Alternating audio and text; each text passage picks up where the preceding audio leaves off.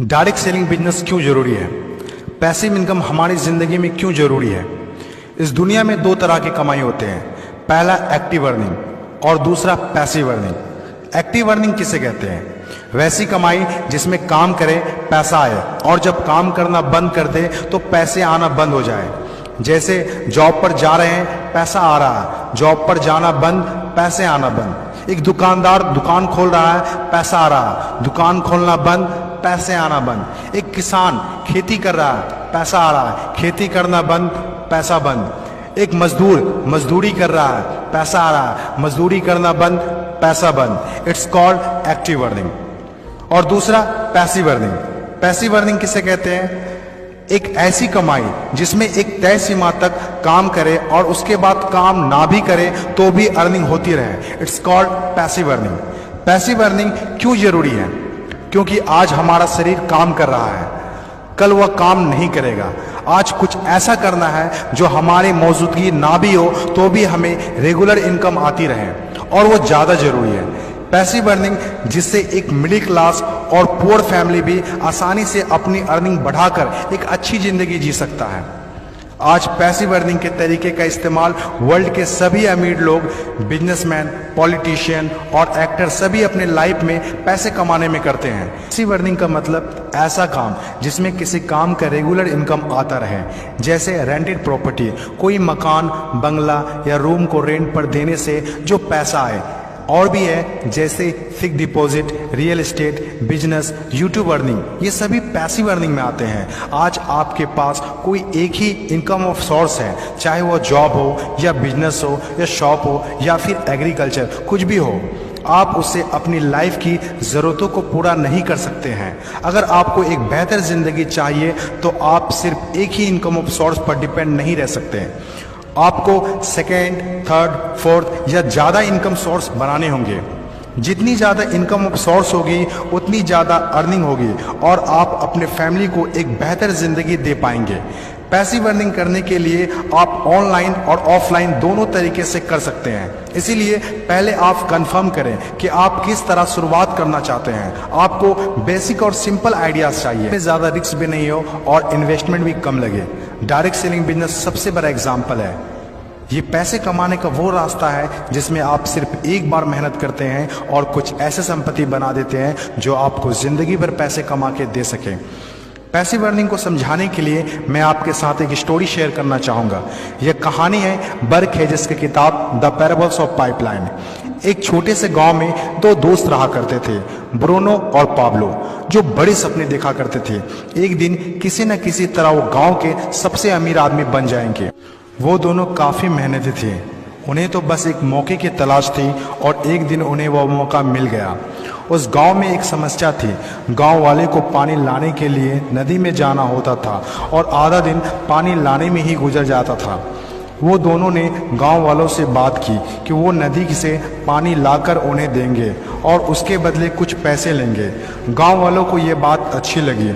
अगले दिन दोनों ने एक एक बाल्टी पकड़ी और नदी की तरफ चल दिए कि हर बाल्टी के लिए 10 रुपए दिए। ब्रूनो बहुत खुश हुआ, लेकिन पाब्लो को इतनी ज़्यादा खुशी नहीं थी। पाब्लो को बाल्टी ढोने की वजह से उसके पीठ में दर्द हो रहा था और हाथों में छाले पड़ गए थे। अगली सुबह फिर से उन्हें ढोने के बाद सोचकर ही दहशत हो रही थी। पाब्लो ने नदी से गांव तक पानी लाने का एक अच्छा आइडिया सोचा। जब अगली सुबह दोनों अपनी अपनी बाल्टी उठाकर जाने लगे तो पाब्लो ने कहा, ब्रूनो मेरे पास एक आइडिया है। चंद सिक्कों के बदले मैं दिन भर बाल्टी ढोने की वजह क्यों ना हम नदी से गांव तक पाइपलाइन बना दें।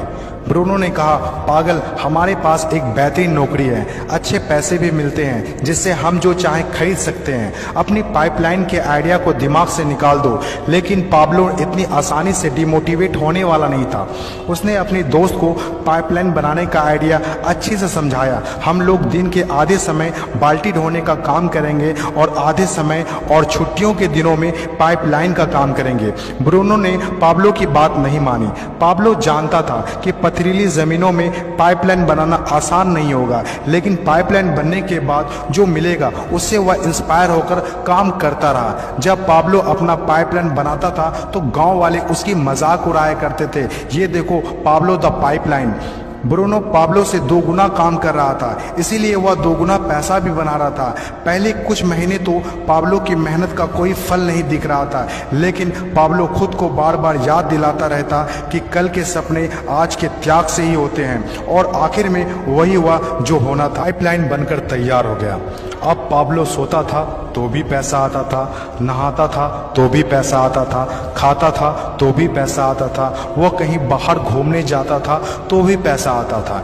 जितना ब्रूनो ने 3 साल में कमाया था उतना पाब्लो ने 3 महीने में कमा लिया। गांव में जितना पानी बहकर जाता था, पाब्लो के जेब में उतना ही पैसा बहकर आता था। और मेरे हिसाब से direct selling business is the best opportunity.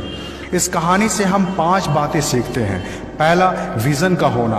Vision सबके पास नहीं होता। विजन जो आंखों से नहीं सोच से देखी जाती है। इस दुनिया में 5% लोग के पास ही विजन होता है और वही इस दुनिया में कुछ बड़ा करते हैं। दूसरा, सबसे इम्पोर्टेंट, जब भी आप कुछ हटके करेंगे तो लोग आपका मजाक उड़ाएंगे, ठीक उस पाब्लो की तरह। तीसरा, लगातार काम करना। विजन पर काम करना आसान नहीं होता है। इसमें जबरदस्त फोकस के साथ तब तक काम करना होगा जब तक आप उसे कंप्लीट ना कर ले। चौथा, खुद को इंस्पायर करना।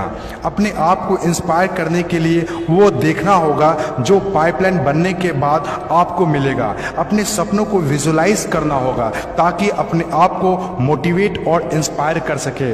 पांचवा और सबसे इंपॉर्टेंट बात, प्रॉब्लम सॉल्विंग वर्क। जिस तरह पाब्लो ने गांव की पानी की समस्या को सॉल्व किया, आज हर वो इंसान सक्सेसफुल है जिन्होंने लोगों के प्रॉब्लम को सॉल्व किया है। चाहे वो डॉक्टर हो या इंजीनियर, चाहे वो साइंटिस्ट हो या कोई मोटिवेशनल स्पीकर, आज हर वो इंसान कामयाब हुआ है जिसने भी किसी भी फील्ड में लोगों के प्रॉब्लम को सॉल्व किया है। और डायरेक्ट सेलिंग बिजनेस भी ऐसा ही है।